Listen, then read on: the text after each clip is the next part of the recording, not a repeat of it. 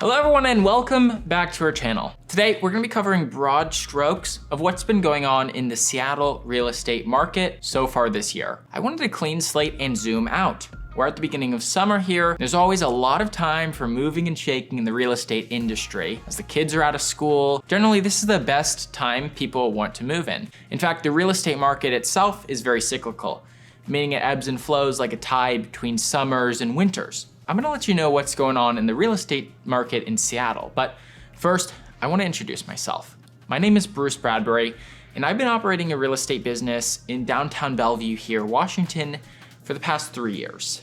My specialties are in helping first-time home buyers, helping empty nesters and retirees, and buying downsizers, and in identifying investment properties and representing my investing clients through their purchases too. So those are kind of my specialties that I like to focus on in real estate.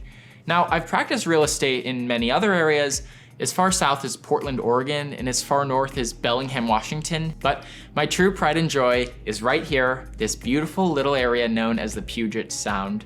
This is my little slice of paradise, and I absolutely love Bellevue with all my heart, and I'm sure that you're going to love Bellevue too after you watch this video. If you're from out of town and you don't know much about this Seattle metro area, I'll introduce you. Seattle, the Emerald City, is a major center for technology, with companies like Amazon and Microsoft being the huge ones that are based here.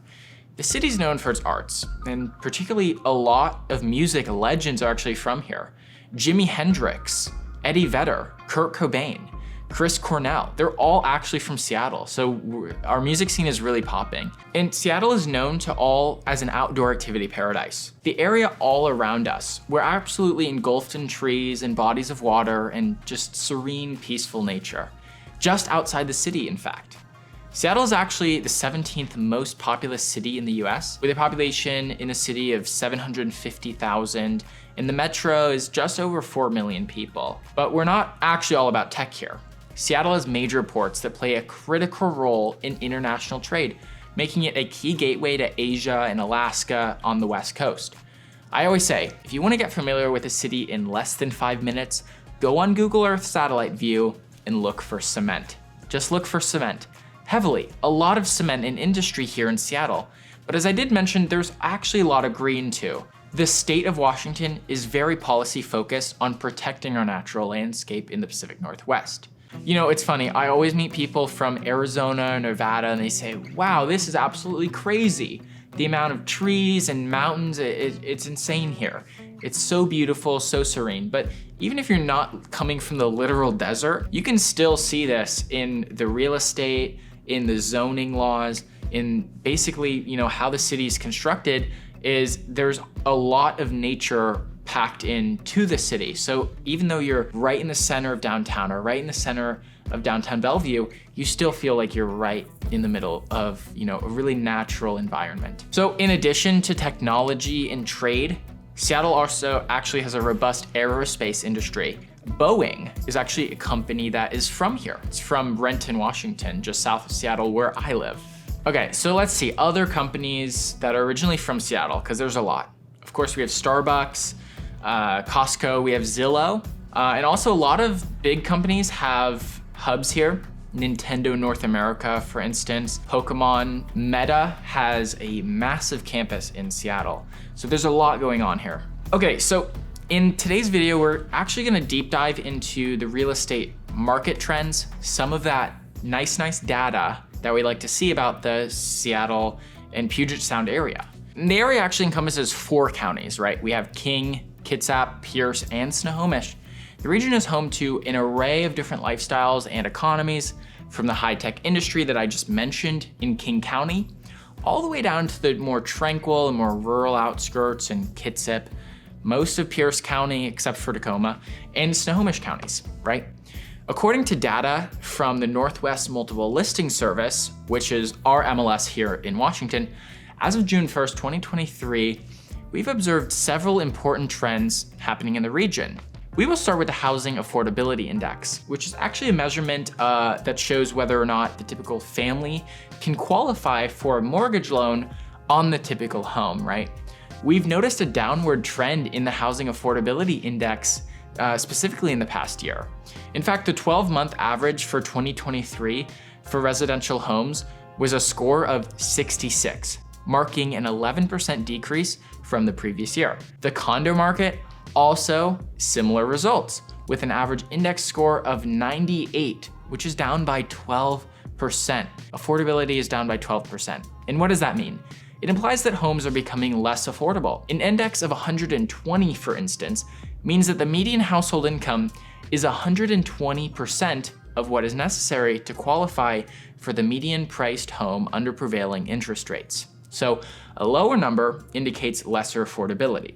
And as we've generally seen in the past year, interest rate on homes have gone from 3.5% to 7%, while home values haven't really quite fallen, as much as people have thought that they would. They say theoretically that a 1% interest rate increase drops a buyer's buying power by 10%, meaning that $500,000 pre-approval letter that you have on the house just became $450,000. But actual prices are not really correlated as closely as many would make you to believe. There are many other factors, including demand, supply, inventory levels.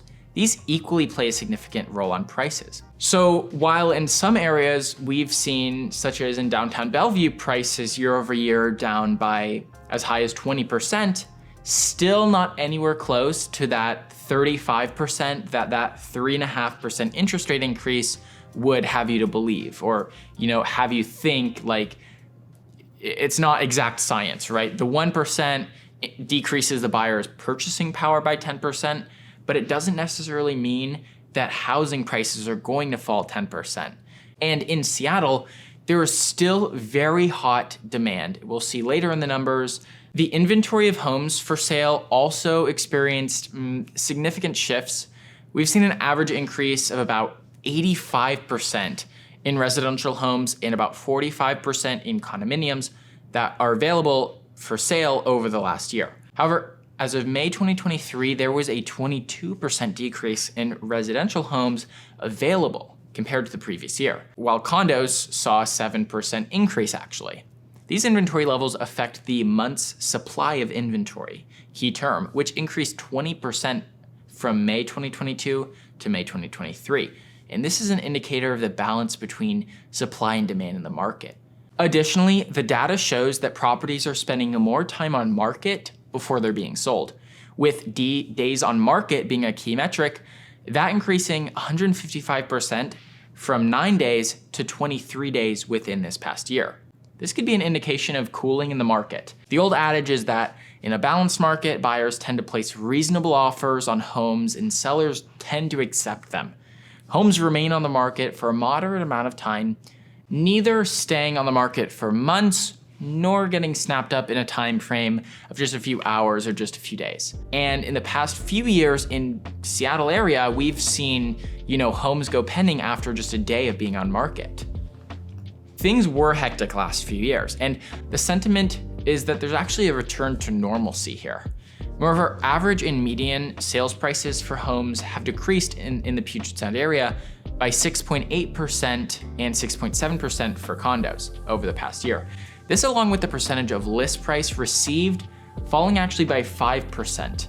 This might be a signaling shift towards a buyer's market. Buyers have more power. Now let's consider the sale dynamics here.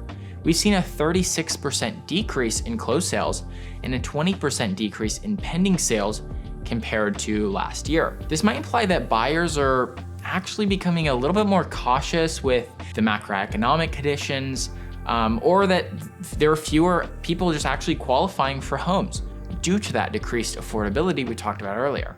So what does this all mean for the future of the Seattle real estate market?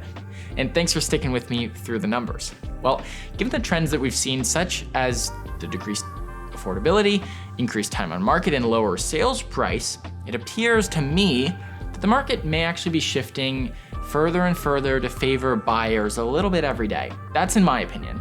And real estate markets are forged on a local level. So the news out there that you see about interest rates, about inflation, all that bad economic junk, I just consider Seattle in its particular position to be fairly resilient throughout all of this.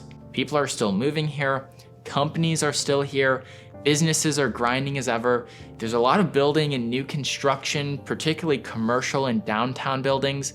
condos being built everywhere. This can be seen practically everywhere you drive if you're driving around the neighborhoods. So strong growth trends appear. To me, we have a strong foundation. We may continue to see strong demand because of this. It's possible that we may be moving towards a more balanced market, but the demand is stacked up so high that, there still is, like, 23 days on market is still relatively short if that's an average for a real estate market. That's still pretty heavily in the seller's market territory. Okay, so I'd like to thank you for watching today's video, and I appreciate it. Thanks for sticking with me through all the nerdy numbers. Remember, if you're thinking of buying or selling a home in Bellevue, I'm here to help. Whether you're a buyer trying to land your dream home, or you're a seller looking for something a little bit different than what you have now, or if you're new and moving to the area, it's crucial that you work with a real estate agent that is in the thick of everything, knowing the inner workings of the city and working in it every single day. So when you're ready to make your move to Seattle, Washington, I wanna be your guy. And if you're planning on selling sometime soon, but you actually think that your house may need some maintenance, deferred maintenance, or work first, I actually have a program in my office where we'll go in, we'll conduct repairs, anything from minor to major, like fixing a roof, and you actually pay for those repairs at closing. I'm here to simplify the prepare to sell process for my sellers, and I actually want to ensure that you capture the dollars that are generated from doing those repairs so that you can get top dollar for your home, right? Okay, folks, please like, comment, and subscribe for more insights and updates on the Seattle real estate market. Stay tuned, and I'll see you next time.